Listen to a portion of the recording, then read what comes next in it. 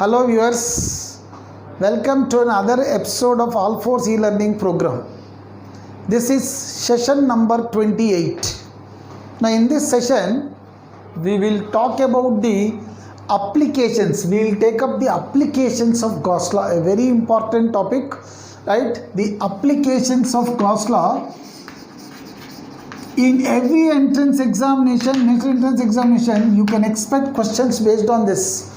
Very important with respect to any entrance examination. Surely you will be getting a question based on this. Let us have the applications of Gauss Law. So before going to this, have a review. Charge. Every charge produces a field around. Right? Space around the charge where the effect of the charge is felt is electric field. Charge produces electric lines of force. We imagine electric lines of force around the charge, due to which they interact with other charges within the field there. Electric lines of force. The measure of the number of electric lines of force over a particular space, consider a particular space, then the number of lines of force passing through this particular space, the measure, count of number of lines of force. Now this represents electric flux, right? So the electric flux phi, it is the measure of number of lines of force. Now over a particular area, the total number of lines of force is phi. Per unit area, if I consider a unit area, the number of lines of force, it is termed as electric flux density E. So the electric flux density E bar is flux per unit area. If I take this up, I get flux as E dot A. So this was the formula, right? Electric flux. Mathematically, in general, for any field, for uniform field, I write it as E dot A because E is a constant at any point. But if it is a non-uniform field, then it is different. So I write it as integral E dot ds. For a small area element ds, the small flux is E dot ds. So the total net flux is integral E dot ds. First point. Next, coming to Gauss Law. So I was telling you in the earlier class, Gauss Law, the statement for Gauss Law is the net flux through a Gaussian surface. If I imagine an enclosed Gaussian surface over any enclosure, it depends on whether the volume is inside, in the volume inside is less or more. You imagine your own respective Gaussian surface. The net flux through the Gaussian surface, enclosed Gaussian surface, is always directly proportional to the net charge that is inside the Gaussian surface. So the total flux through the Gaussian surface is directly proportional to the net charge inside the Gaussian surface. So total flux phi proportional to Q inside. If I remove the proportionality, it is by epsilon naught. The electrical permittivity of the free space, air vacuum free space. So the flux through the Gaussian surface, if you imagine a Gaussian surface like this, the total flux through this Gaussian surface is equal to charge inside by epsilon naught. Now linking these both two things. So the flux through the Gaussian surface, if I want to count the number of lines of force through the Gaussian surface, the total number of lines of force flux, by definition it is integral E dot ds. According to Gauss Law, it is Q inside by epsilon naught. Equating both, integral E dot ds, it is surface integral. The total integration, the integration of the electric field over a total enclosed Gaussian surface, total enclosure. So surface integral of E dot ds is Q inside by epsilon naught. This is the mathematical form of Gauss Law. Mathematical form of Gauss Law. So E electric field, it is the electric field at any point on the Gaussian surface. Charge, the total net charge enclosed inside the Gaussian surface, right? So this is the thing regarding Gauss Law. Now let us take up the applications of Gauss Law. Applications. Suppose, imagine, let me consider a spherical Gaussian surface. Spherical Gaussian surface like this. Let there be an alpha particle inside this. An alpha particle is at a point P and I imagine a Gaussian surface around it. So what is the flux through the Gaussian surface? Through this Gaussian surface, yes. Flux through the Gaussian surface, yes. According to the definition of, according to the statement of Gauss law, flux through the Gaussian surface is the total charge enclosed, net charge enclosed inside the Gaussian surface by epsilon naught. Now alpha particle is helium nucleus, He242 plus. It is nucleus of the helium atom there, He242 plus. It has 2 units of positive charge. So the charge inside is plus 2e. Right? So charge alpha particle, it's plus 2e. So therefore if I substitute, flux through the Gaussian surface is plus 2e by epsilon naught. Right? 2e by epsilon naught. Now what do I mean plus 2e by epsilon naught? Now it is a positive charge. The lines of force are, for a positive charge, lines of force start from the charge and they move away, go to infinity. Now these lines of force are coming out of the Gaussian surface. They are coming out of the Gaussian surface. It is outward flux. So plus 2e by epsilon naught. Plus mean I can write as 2e by epsilon naught outward flux. The net flux is plus 2e by epsilon naught outward flux. For a positive charge, flux is outward. So outward it is plus 2e. Had it been a negative charge, it would have been minus negative inward flux. Positive flux is represented as outward flux. Negative flux is inward flux there. Okay. So the first simple thing is the flux due to an alpha particle. Now suppose if I imagine case 2. Now let's suppose there is an electric dipole. There are 2 electric dipole I was telling you.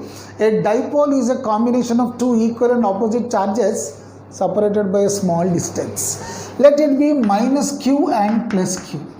Right? The distance of separation is a and a like this. Then let me imagine a Gaussian surface. The Gaussian surface like this. Then what is the net flux through the total flux through the Gaussian surface? Yes. The flux, net flux to the Gaussian surface. Yes, this is the question being asked. Now, according to Gauss law, the statement, the net flux to the Gaussian surface is the total charge enclosed inside by epsilon naught. What is the total charge inside? Now, there is equal and opposite charge existing, minus q and plus q. So, the total charge inside is 0. The total net charge inside, q net is 0. The total charge of a dipole is 0 because there are equal and opposite charges. So the q inside net charge is 0. So flux through the Gaussian surface, yes, the net charge is 0 by epsilon naught it is. Now what do I mean 0? There is charge, positive charge existing. There is negative charge existing. Now there is flux due to positive charge. There is flux that is produced due to positive charge. This is positive flux. Let the flux due to positive charge be phi p, positive flux. And there is flux due to negative charge. This is inward flux. Positive charge, this is outward flux. Negative charge, inward flux. So, negative charge phi n. The total flux is flux due to positive charge plus flux due to negative charge. So, the total flux is flux due to positive charge, it's plus q by epsilon naught. Flux due to negative charge, minus q by epsilon naught. So the net flux is equal to 0. The total flux through this is equal to 0. So for an electric dipole, if the Gaussian surface encloses the total electric dipole, the net flux is 0. Now in this case only, suppose there is an electric dipole minus q plus q, right? This is the midpoint, this is point A and this is point like. If I imagine a Gaussian surface which is just enclosing only the positive charge of the dipole there, only the positive charge of the dipole, then what is the flux due to positive charge? It is a dipole. You are given with a dipole, but he is asked you to find the flux only due to that. He is asked you to find the flux due to a Gaussian surface which encloses only positive charge. This See, you please differentiate the problem there. Here the Gaussian surface is enclosing both the charges. Then you need to take the flux due to positive and negative, the net flux is 0. But here he has given you dipole, but the Gaussian surface given is enclosing only the positive charge. Now what is the flux due to this surface? Flux due to S dash.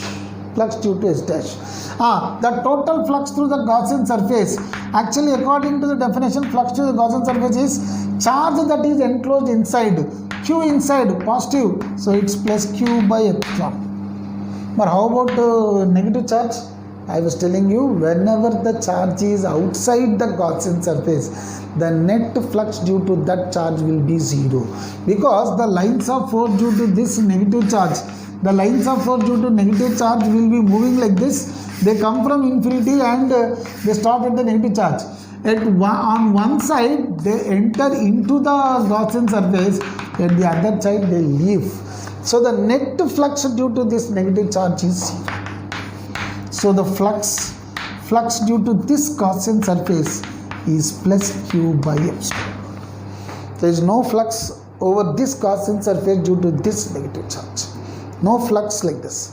Now, similarly, if I consider this Gaussian surface to be over this negative charge, if I imagine a Gaussian surface here, S double dash. Now, what is the flux due to this negative charge? Flux due to only negative charge. Now, you see in this problem, the Gaussian surface is enclosing only negative charge.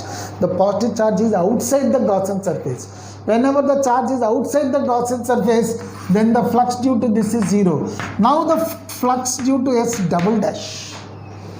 When the Gaussian surface is enclosing the total dipole, it is flux due to the Gaussian surface phi S. This is S. Then if it is only positive, S dash, it is now S double dash. This is the charge enclosed inside this is negative charge. It's minus Q by epsilon naught. Then how about the charge flux due to charge positive? Positive charge is existing, but it is outside the Gaussian surface.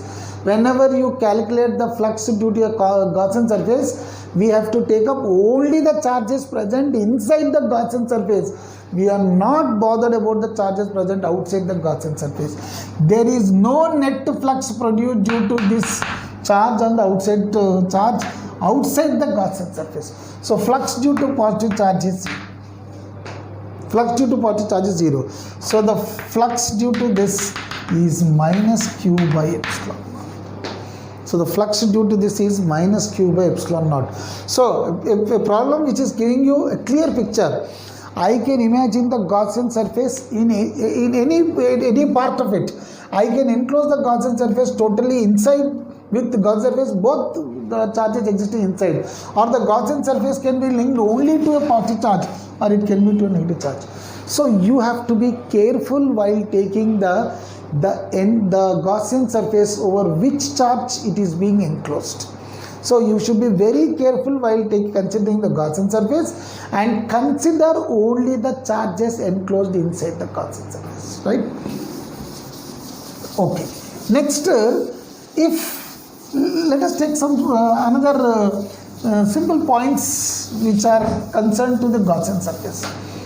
Now, suppose I imagine a Gaussian surface, spherical Gaussian surface like this.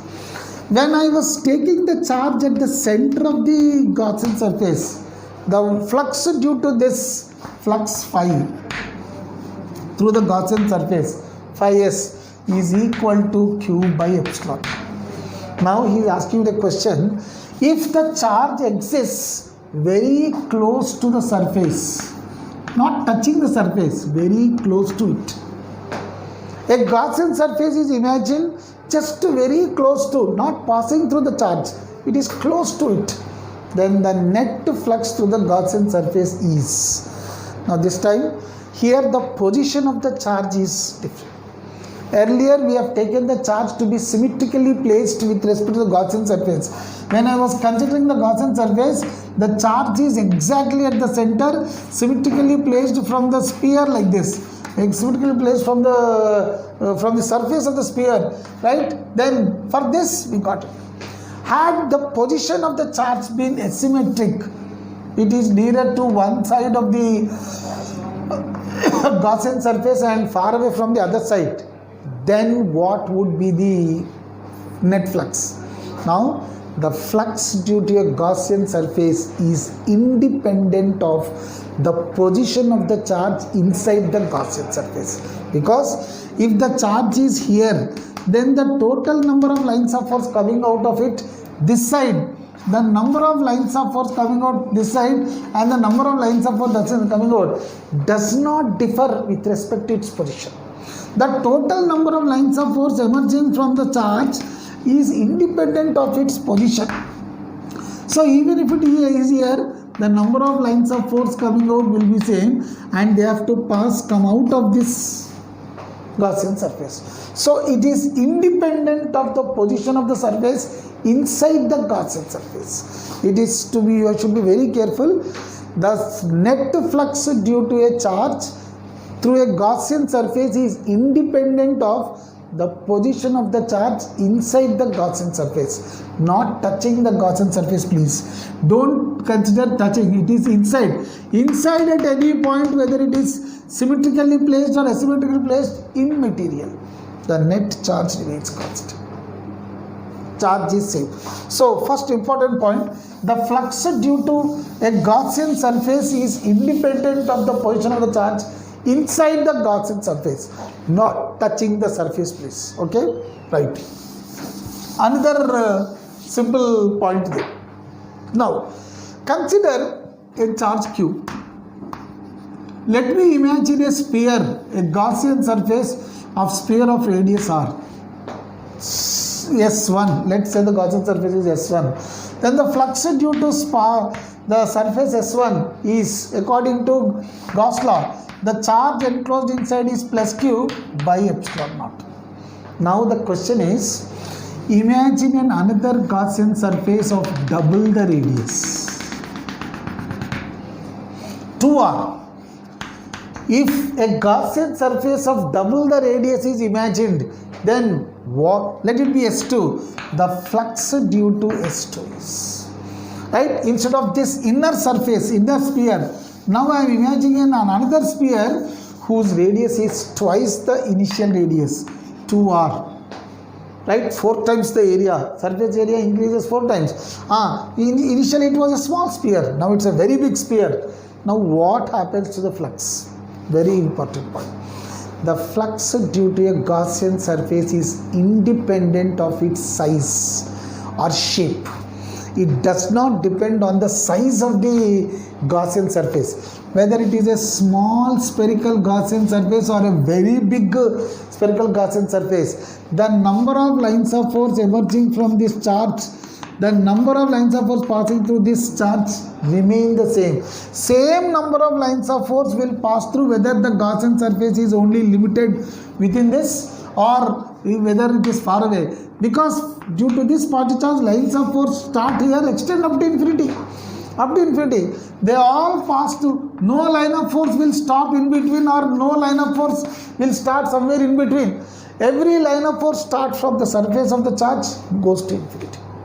There are no extra lines of force coming like this, starting in between. Nor there is no line of force which just stops here within this limited region. This does not happen.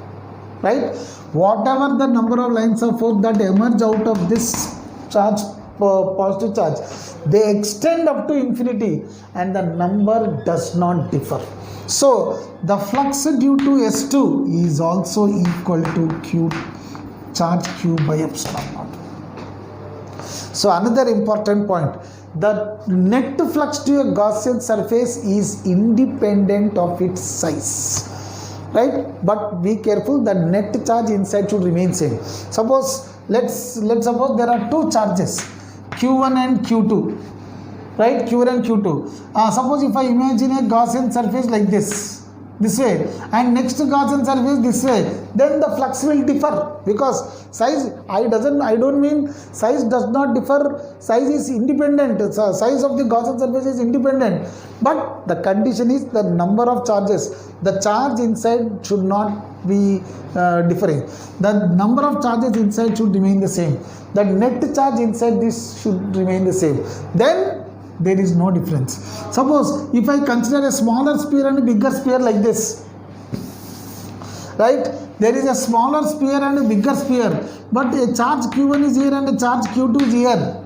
Flux will differ, because with respect to the Gaussian surface S1, there is only q1 inside the Gaussian surface S1. So flux due to S1 will be only q1 by epsilon naught. But pertaining to the Gaussian surface S2, inside this S2 there are two charges. So I don't mean Gaussian surface is independent of the size of the surface with respect to, right? I mean the Gaussian surface is independent of size such that the total charge inside the Gaussian surface remains same. It should not differ like this. It should not differ, right? Whether it is big or small, both the charges should exist inside.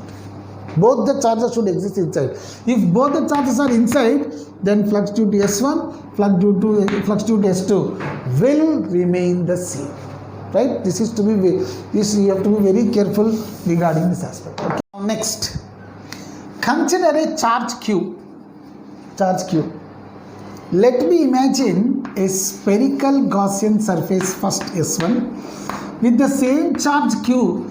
Let me imagine a cylindrical Gaussian surface S2, and third, let me imagine a cubical Gaussian surface S3. Right? Same charge Q, it is charge Q is same, but the Gaussian surfaces are S1, S2 and S3. Now he is asking you to compare the flux due to these three surfaces. What is the flux produced due to the Gaussian surface? Now according to the statement of Gaussian surface, flux due to S1, flux due to S1 phi S1 is Q by epsilon naught. According to the statement of Gauss Law states that the total flux to a Gaussian surface is equal to 1 by epsilon naught times the total charge enclosed inside. So flux S1 is Q by epsilon naught. Now coming to this, here also the flux due to S2 is equal to, Gauss Law does not define about the shape of for any shape. We are only bothered about the total net charge that is inside the Gaussian surface. So the total net charge inside is Q by epsilon naught. And here also phi 3, flux due to S3. Third one, the total charge inside the cubical surface, there is only one charge, that is Q by epsilon. So what do you understand? We understand that the flux due to a Gaussian surface is independent of the shape of the Gaussian surface, whether it is spherical, cylindrical, cubical or some other anything, right? It is immaterial, it is independent of the shape, but condition is that net total charge inside should not differ, right? It is independent of size, it is independent of the position of the charge inside, it is independent of the size of the Gaussian surface, it is independent of the shape of the Gaussian surface. The condition is the total charge inside remains same. So flux through a Gaussian surface purely depends upon the net charge inside the Gaussian surface, irrespective of its shape, size, content, all these things. It only depends on what is contained in it inside charge. Right? So this is the another important question regarding the Gaussian surface tension. Now, a very famous question that is asked in many of the entrance examinations is given like this. A cubical Gaussian surface is imagined and a positive charge is placed at the center of the cube. Positive charge Q is placed at the center of the cube. The question is, what is the net flux due to this cube? This is the question. So, our Gaussian surface is a cube like this of side A, right? A positive charge is placed at the center of the cube O, center, the point of intersection of the body diagonals of the cube there. So, at this point the charge is being placed. Now, the question is, what is the net flux due to this? So according to Gauss Law, we know, according to the statement of Gauss Law, the net flux to the Gaussian surface is 1 by epsilon naught times the charge that is enclosed inside the Gaussian surface. So therefore, flux net is Q inside, that is plus Q by epsilon naught. Positive charge, lines of force are away. Right? This is the first question he has asked. Now the second question is, what is the flux emerging from each surface of the cube? The flux due to each side of the cube. Here it is the net flux due to the total cube. Flux due to flux through the whole cube. Flux through whole cube, complete cube. Right? Then it is cube epsilon naught. This time he is asking you to find the flux coming out of any one of the side of the cube there. You know, the charge is symmetrically placed at the center. The lines of force coming from the charge. All the lines of force emerging from the charge like this. Now some of the lines of force pass through this side, some of the lines of force through all the 6 sides. This cube has got 6 sides. Let me name them as A, this is B, this is C, and this is D. In front it is E and behind it is F. There are 6 sides.